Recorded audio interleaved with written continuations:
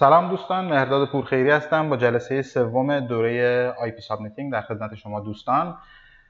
عرض کنم خدمتون برای یادآوری درس‌های روز گذشته با هم دیگه یه مبنای 2 به 10 و یک مبنای 10 به 2 با هم دیگه محاسبه میکنیم که ریویو بشه، چون که مبنای 2 و 10 بسیار مهمن توی درس‌های آینده. بعد میریم سراغ محاسبه مبناهای هگزادسیمال و اکتال.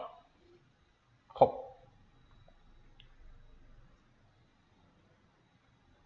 من اینجا رنگ رو انتخاب میکنم، صفحه رو پاک میکنم. بریم مثلا عدد 42 رو. عدد 42 رو میخوام به باینری حساب کنم. طبق روش تقسیم ادامه نمیدم، می نویسم 1 2 4 8 16 32. دیگه 64 رو نمی نویسم چون که بزرگتر از 42. من اینجا توی 42 تا 32 تا دارم. بله، 42 منهای 32 میشه 10.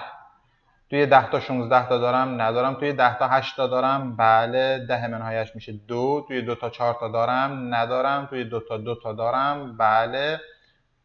معذرت میخوام. بله. 2 منهای 2 هم میشه 0. توی 0 هم 1 ندارم. یعنی معادل باینری 42 میشه 1 0 0 1 0 1 0. نه، اشتباه نوشتم. آره، میشه 1 0 1 0 1 0.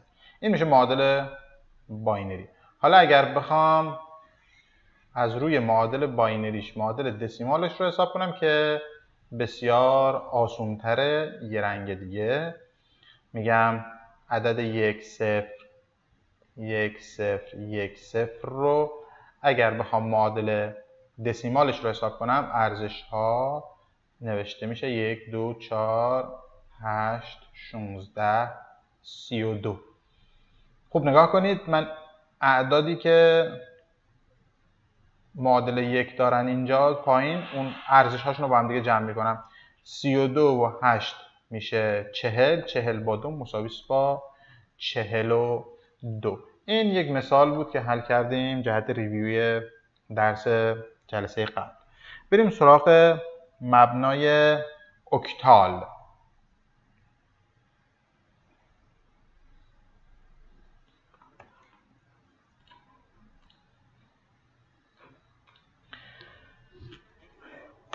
ببینید دوستان، مبنای اکتال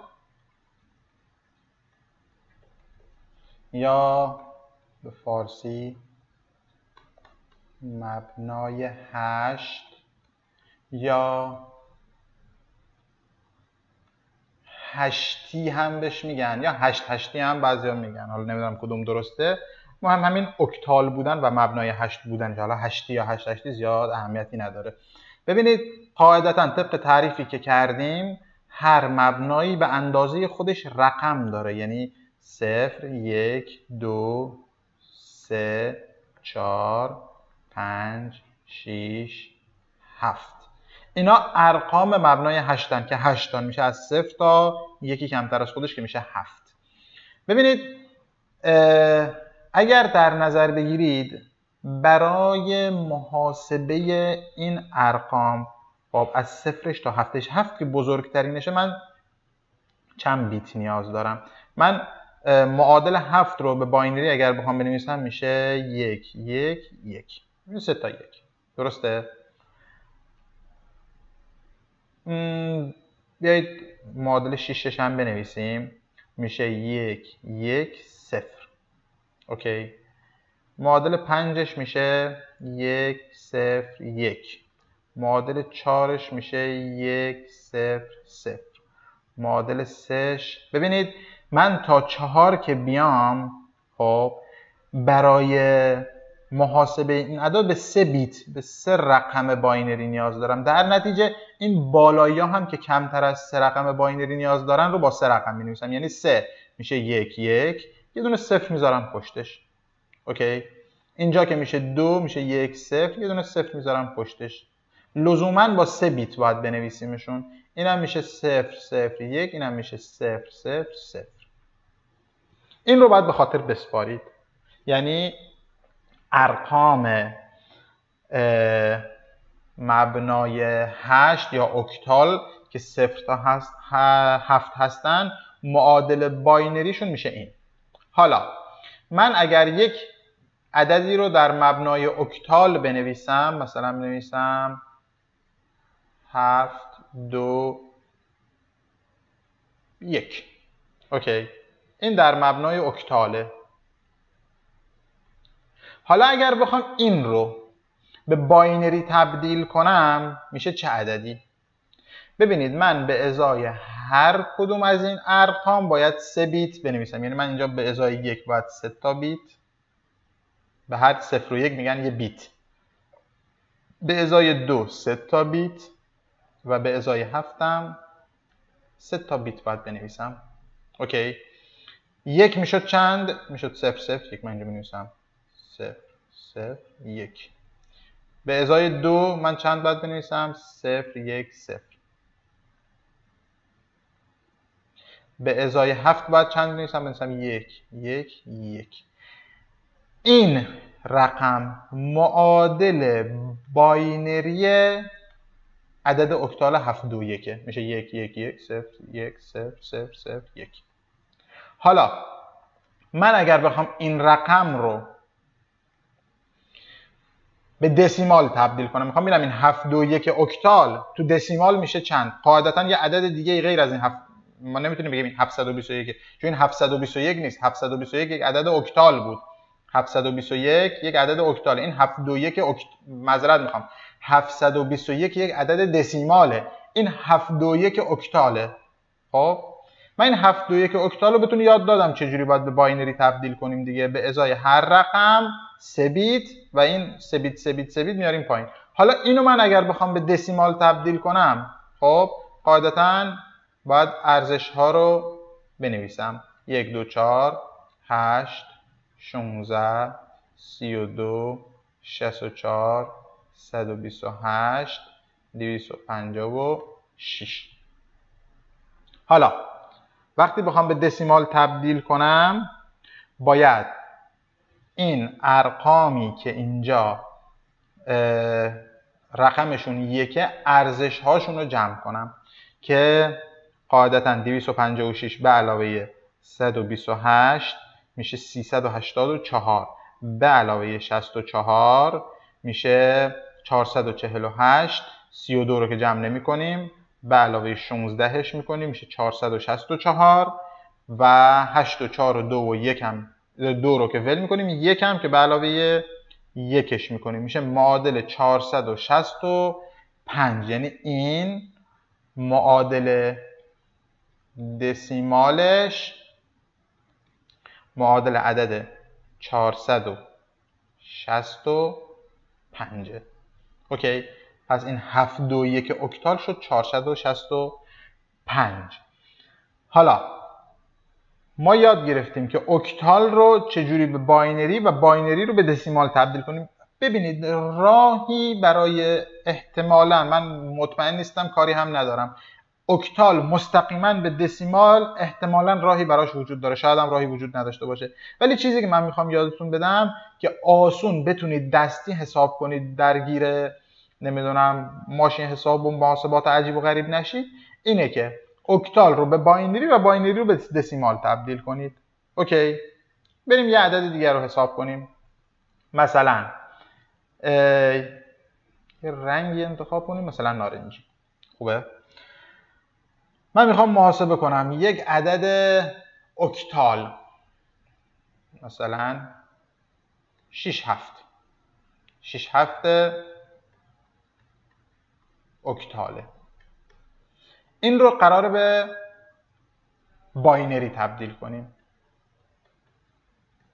باینریش میشه چند؟ قرار شد به ازای هر رقم ما 3 بیت داشته باشیم، یعنی 1 2 3 و 1 2 3. اوکی، 7 معادل باینریش چند بود؟ میشد 1 1 1. 6 معادل باینریش چند بود؟ 1 1 0. این معادل باینری 6 7 اکتاله، یعنی اکتال 6 7 باینریش میشه 1 1 0 1 1 1. حالا اینو اگر بخوام به دسیمال تبدیل کنم میبینید که خیلی راحته، یعنی من بدون هیچ ابزاری دستی دارم حساب میکنم. شما هم چند بار حساب کنید تمام اینا رو یاد میگیرید. من ارزش ها رو که بذارم 2 4 8 16 32 32 و 16 میشه 48 48 و 4 میشه 52 53 54 55 یعنی 67 اکتال مساوی با 55 گفتم 67 اکتال، اشتباه کردم، 6 7 اکتال برابر 55 دسیمال میشه. خب حالا برعکس این قضیه ما الان از اینجوری من بنویسم از اکتال تبدیل میکردیم به باینری و از باینری تبدیل میکردیم به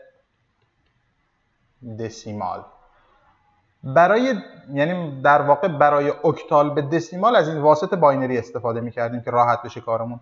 حالا برعکس اینو اگر بخوایم محاسبه کنیم، یعنی از دسیمال به اکتال بخوایم حساب کنیم، مثلا من عدد 19 رو، این دسیماله، قاعدتا وقتی این یک 9 داخلش هست میتونیم بفهمیم که اکتال نیست، چون اکتال فقط 0 تا 7 داشت. این 19 رو من اگر بخوام به اکتال تبدیل کنم دسیماله، اینو باید اول به باینری تبدیل کنم. داخل 19 تا 16 تا هست، بله 19 از 16 که کم کنیم میشه 0، این احتمال دیگه 16. 19 از 16 که کم کنیم میشه 3. داخل 3 تا 8 تا هست، نه. داخل 3 تا 4 تا هست، نه. داخل 3 تا 2 تا هست، یکی هم هست که این میشه باینری 19، میشه 1 2 4 8 16 16 با این 1 و 2 که جمع بشه میشه 19.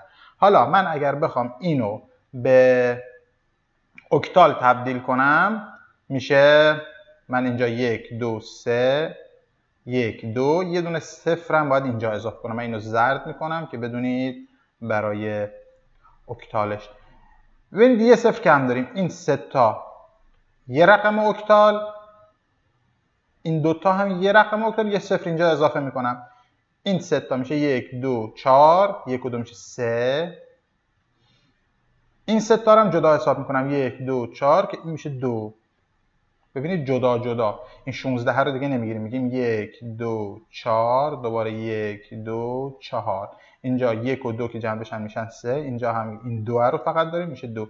یعنی عدد 2 3 اکتال میشه برابر 19 دسیمال. من الان یه بار اکتال باینری دسیمال، الان از دسیمال به باینری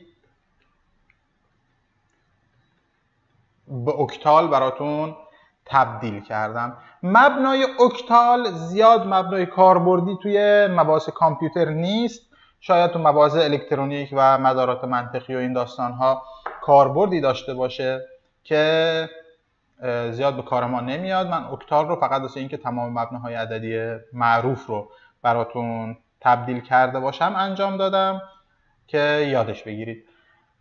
جلسه بعد میریم سراغ مبنای عددی هگزادسیمال یا اصطلاحاً هکس یا 16 یا مبنای عددی 16 که توی جلسه آینده در موردش صحبت میکنیم و میگم کجاها به کار میاد. موفق باشید. همتون رو به خدای بزرگ میسپارم. تا جلسه آینده، خدا نگهدار.